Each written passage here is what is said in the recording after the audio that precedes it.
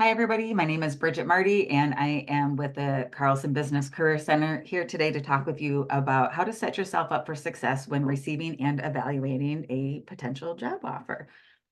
If you are watching this video as part of our Greenlight program, which is our application and interview readiness program to help candidates get prepared for their job searches, this checklist is familiar to you. And so this section of our program is geared towards helping you go into that final hopeful stage of a job interview process where you're hopefully in receiving that interview, and knowing how to ask the right questions to get the data that you need, but also being able to evaluate appropriately. So high level process we're going to cover here in these next 10 minutes or so is what to do when you're preparing to receive that offer, from the mindset to the questions you want to bring to the table.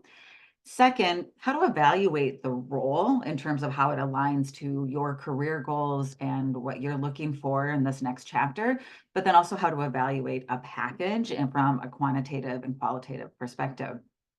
We have a separate video that's next that will be about how to prepare a negotiation in the event that the offer that you have received is not competitive and you want to negotiate.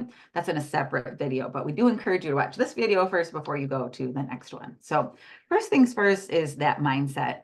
When you have been going through an interview process or multiple interview processes, all you want to get to is this point of the offer. And it can be easy to just want to speed things along, but we do encourage you to take a moment, be in that good headspace as you are wanting to think clearly as you are at this really crucial part in the interview process of getting that offer. You're going to be working with the employer to create a win-win compensation package. So please bring to the table that willingness to communicate, ask questions, assume positive intention, stay open. This is not meant to be an adversarial experience. It's not I don't know, not to diss the car industry, but it's not meant to be like you're negotiating on a car purchase or something like that. This is about getting to work with your future employer and building rapport and trust with one another through open communication, where we're side by side with them. And this is a business decision for them, but it's also a business decision for you. And so we try to take some of the emotion out of it and the ego out of it, and just remember that this is meant to be and can be a really great opportunity to start off your employment on the right foot. Next, in terms of the actual receiving of the offer, sometimes an offer comes in over the phone. It can be a quick, hey, we want to share some good news with you. Other times it might be via email. Sometimes they'll want to set up a virtual meeting. In all of those situations, manners matter. Again, this can be the start of your employment with this organization. And so expressing that gratitude and appreciation, hearing a smile in your voice is always appreciated by hiring managers and recruiters. We hear that often. Energy and enthusiasm goes a long way to assuring the hiring manager or company that you are a good fit for them.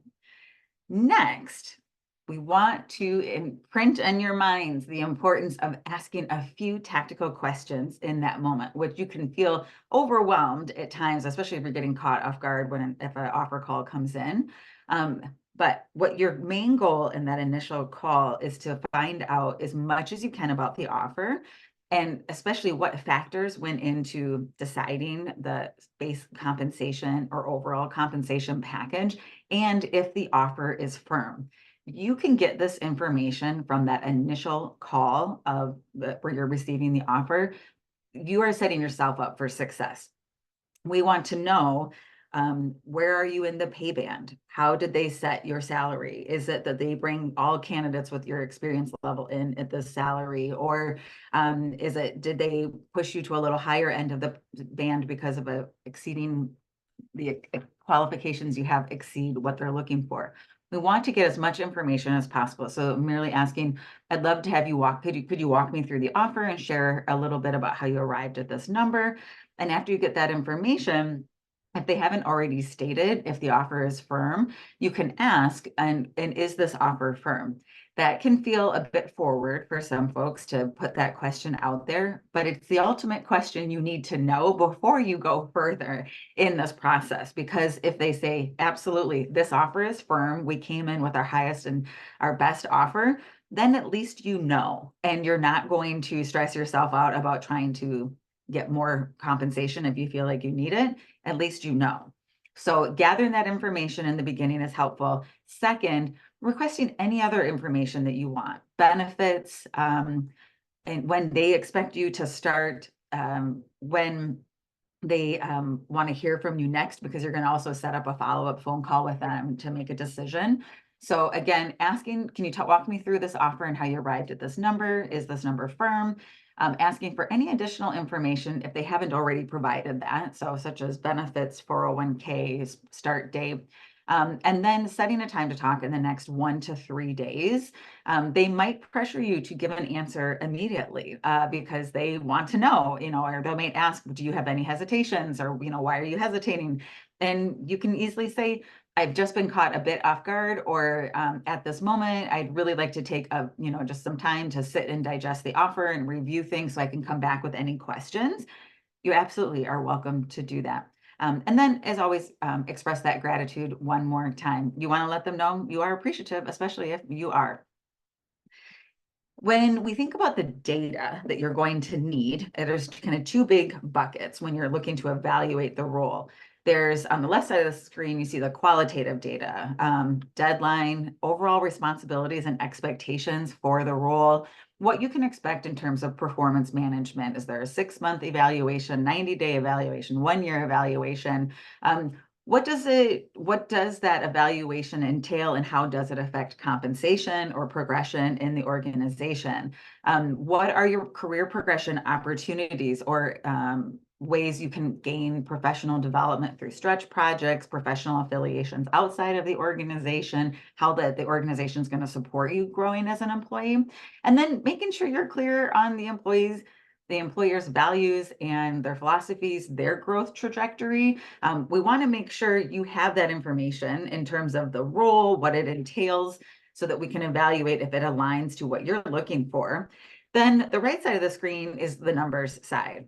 Base compensation, any type of bonus or variable compensation, signing bonuses, the benefits cost, that out-of-pocket cost for health insurance, dental insurance, short-term disability, 401ks, stock, the RSUs, one of the stock terms we use, and also making sure you know that cost of living. The employer isn't necessarily going to tell you that cost of living. That's something you can calculate, but it is helpful, especially if you're looking at a relocation and you might want to be negotiating for relocation money. And then especially knowing where you're going and what that cost of living is going to be is important. So 2 types of information that we need to evaluate.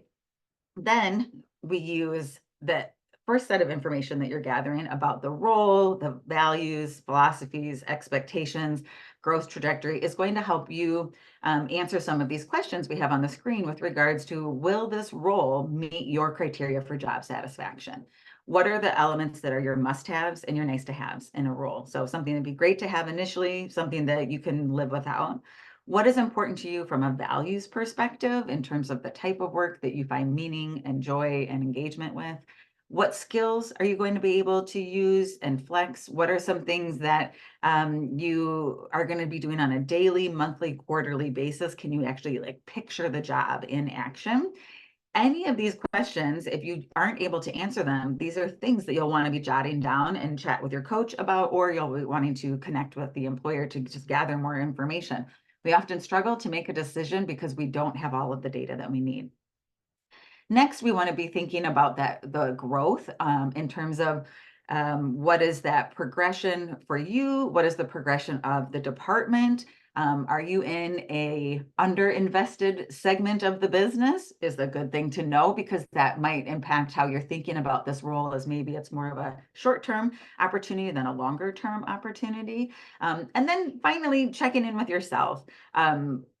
How are you feeling? Are you excited about this? Sometimes it's nice to just be asked to the dance, even if you don't want to go to the dance. So it's nice to be offered a job, even if you aren't necessarily as excited about this job.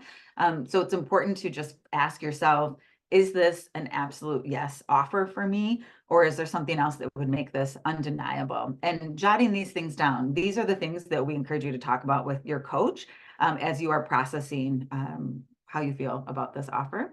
So again, this is the data we're looking for that job satisfaction, also known as fit. Then we think about the competitiveness of the quantitative side of the offer. So that's the numbers part. And this is the part that candidates can get very hyper fixated on, understandably. However, we do want you to do what was on the slide before as well, which is evaluating the work. But when it comes to the competitiveness of the package, this is the most common question that we get is, is this offer competitive? And it's a great question. So there are lots of variables that can go into this in terms of what region you're going to be working, how many years of experience are required for the role, what the pay band was. Again, those are the pieces of information we need you to bring to the table to us so that we can work with you to evaluate how competitive it is. If you're applying for a role that requires one of the, a bachelor's or in one of the advanced graduate degrees that we offer and a few years of experience, you're likely going to come in around the midpoint of the band. And so it's good to know, what is that midpoint? What is that average salary around the country? And so you can use some of these sources on the slide that can help you get a broader context of different salary ranges. Never use just one site, use a couple of sites. And there's always new sites that are coming out. So keep up to date with that or connect with your coach. And you want to build a spreadsheet, right? So let's say you're offered a role as a marketing manager and a consumer packaged goods company. You will get the offer comes in, let's say at $125,000. You want to check that against a couple of other sources so you can use the sources listed here. Also encourage you to leverage our employment reports, which are public data. It's on our website and they are at the site linked at the bottom of the screen. And you can see in our employment reports what we see as average salaries for folks in marketing or in consumer packaged goods, if the role requires an MBA or requires a bachelor's degree. So that's another data point that you can leverage. So again, we're looking at do the elements of the role align to what you're looking for? And then in addition, is the offer overall competitive to what the market is paying for these types of roles in whatever space you're in? So you're thinking about that base compensation and such as, let's say the base comp is 125,000 that they said for an associate marketing manager role. You look at the Carlson employment report, it looks like in the last year it was 121,000 was what we had noted. So that's giving you a sense of, okay, they came in a little higher than the Carlson average, which is great. But let's say maybe the company is located on the West Coast and the majority of our data comes probably from the Midwest. And so maybe we need to get a better sense of what that base salary looks like in a different region. So those are the things we're thinking about as you're pulling together your data, the geographic differentials. If you're a very well qualified candidate, if you have 10 years of marketing experience, but this is a role that only requires 3 or 4, does that base salary reflect that? Next, the other elements are going to be pieces like a starting bonus or a signing bonus, which are optional. They're not mandatory, but they are nice to have. However, they are taxed a little higher. They're about 40% tax comes off of those, and they are typically paid out within your first 2 paychecks. As their relocation assistance, which is increasingly needed as folks are moving around the country.